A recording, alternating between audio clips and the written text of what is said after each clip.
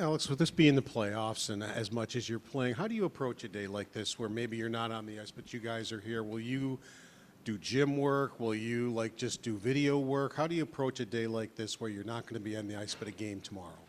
Yeah, definitely the priority is the body.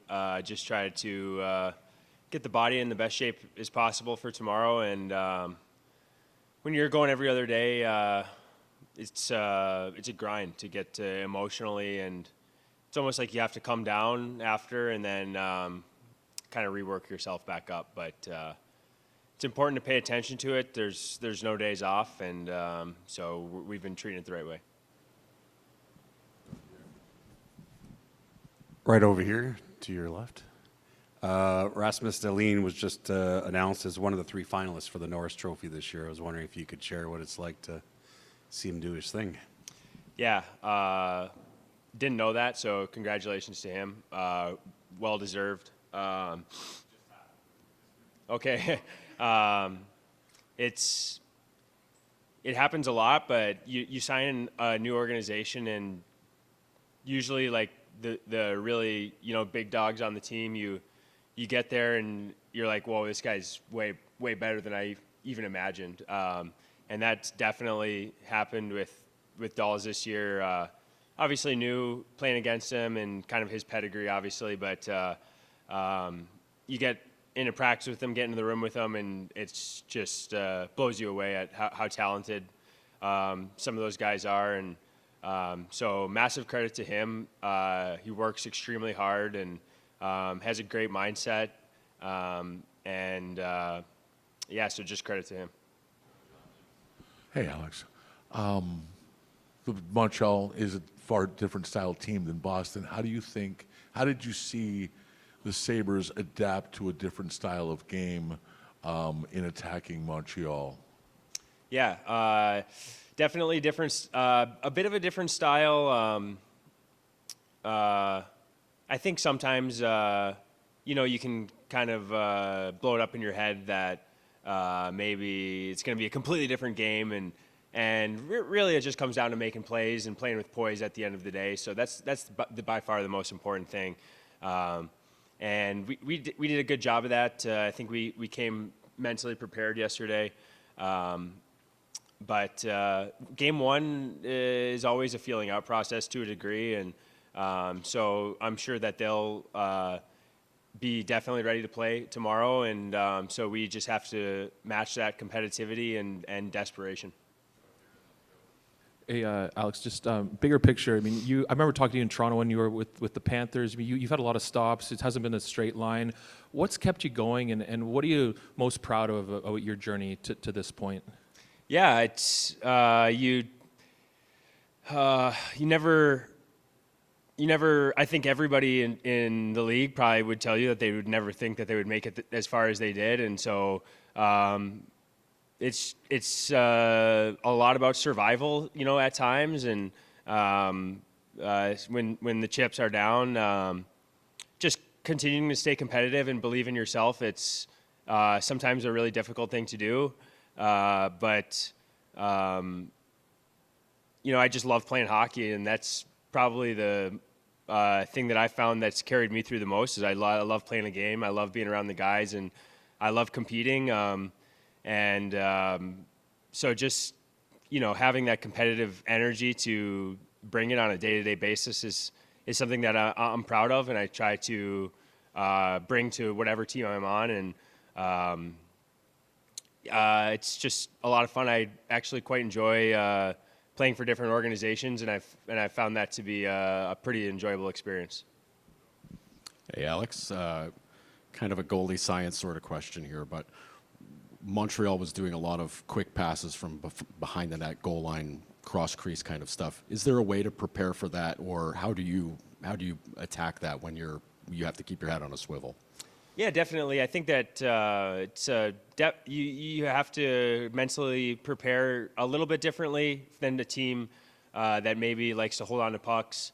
But when you play against enough teams, you kind of start to develop a game plan for those things. Like, for example, if you're going to play in Carolina, you kind of know it's going to be a different style of game when you're going in there. And the first 10 minutes, we joke all the time, but the first 10 minutes of playing at the Lenovo Center is always going to be a big task because they're going to come ready to play and they're going to throw everything into net. So, some teams, every team resides on a different part of the scale in terms of shot volume and how they like to create and get their best chances. So, I think just with experience, you kind of learn to deal with certain different situations in different ways.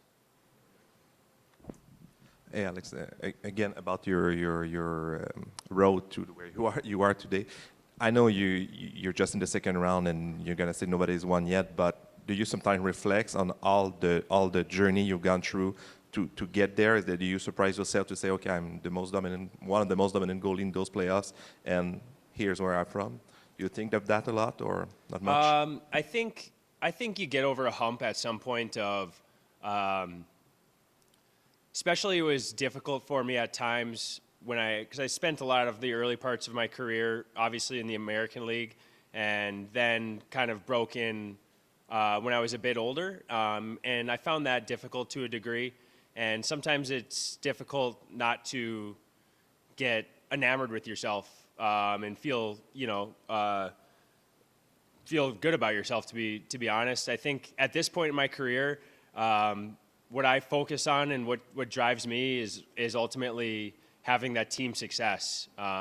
And the individual success really just takes a back seat once you get to a certain point. And it's much more rewarding and much more fun to play with a team that has energy and great vibes and you're playing the right way and you're ultra competitive. And so those are really the things that I focus on now. And I found the older I get, the less I care about the individual. And I think, honestly, that will also help the individual play as well, if you focus on that. But it's really difficult as a young player to not get caught up in that day-to-day, and you're thinking about, the production, and because that's really, where we get judged on is our production, realistically. So, the less you think about that and the less you worry about that, usually the better things are. And how's the life of a 33-year-old in the locker room where everyone is basically 24? Yeah. Sorry, what's it like? And what's it like being one of the oldest guy in this locker room? I think actually my American League experience, trained me pretty good for that. I was the oldest guy in the room for a couple of years. My year in Chicago, I was the oldest guy in the locker room at age 30. So it's not really that foreign of an experience for me. Every team is different. Every organization is different. And it presents a different set of challenges. And so really, as a guy who's been with a bunch of different teams, I'm kind of like an amorphous blob to a degree where I can fit in different situations and adapt to the circumstances. And that's what I try to do. And I think that's where my value lies. An amorphous blob is a very good identity to have, I guess. I was wondering, for your perspective, last night, obviously in the third period, you enter with a big 2-goal lead. There's some degree of impact on how that period went, I suppose, the fact that you guys were leading. The shot disparity is one thing, but from your point of view, did you feel like there was any imminent danger in that period, aside from the fact that the puck was in your end a lot and that probably you had to be on high alert, but otherwise, what was the danger level as far as your point of view was? Yeah, I see that as we talked about it all year, and you have to spend, the reason you train so hard in the summer is to prepare for the preseason, and then you want to start doing the right things in the preseason so you can parlay that into the regular season, and then so on and so forth. And I think that we did a good job this year of focusing on those details. When we have a 1-goal lead, when it's tied, when we're down by 1, you want to remember those experiences and think about them in the moment so you can draw on them later. And so I think that, the people maybe that have been around the team a bit more, they would say the same thing, that I think we did a good job when we had a 1-2-goal lead in the third period. We've been training all year for those situations. And I think that we've done a good job and found a good identity in those situations. you know, it's not easy, and so it's not just not going to necessarily translate fluidly from game to game. But again, we've just done a good job of training ourselves and doing the right things. And I think it's carrying over. Alex, we're kind of in that same vein. There was so much made about the lack of playoff experience in this group going in, and yet you haven't seemed to have much trouble making adjustments and doing those things, whether it's in game or from game to game. What is it about this group that is unique in that way, that really, whether it's flushing a bad period or whatever it is, what makes this group special in that way? I think it's not even from the outside, from the inside looking out. It's easy to forget that maybe at one point in the season we were fighting for our lives, and there's an NHL team every year and every sports team that they start playing playoff games in the middle of their season, and then it translates well, that kind of desperation. And we did a good job at the end of the year and found some success for sure. But at one point in the season in December, we were fighting for our lives, and I think that we rallied around each other as a group, and it's been a really fun group to be a part of. And I think that, you know, when guys are playing for the guy next to them, that's the most powerful thing.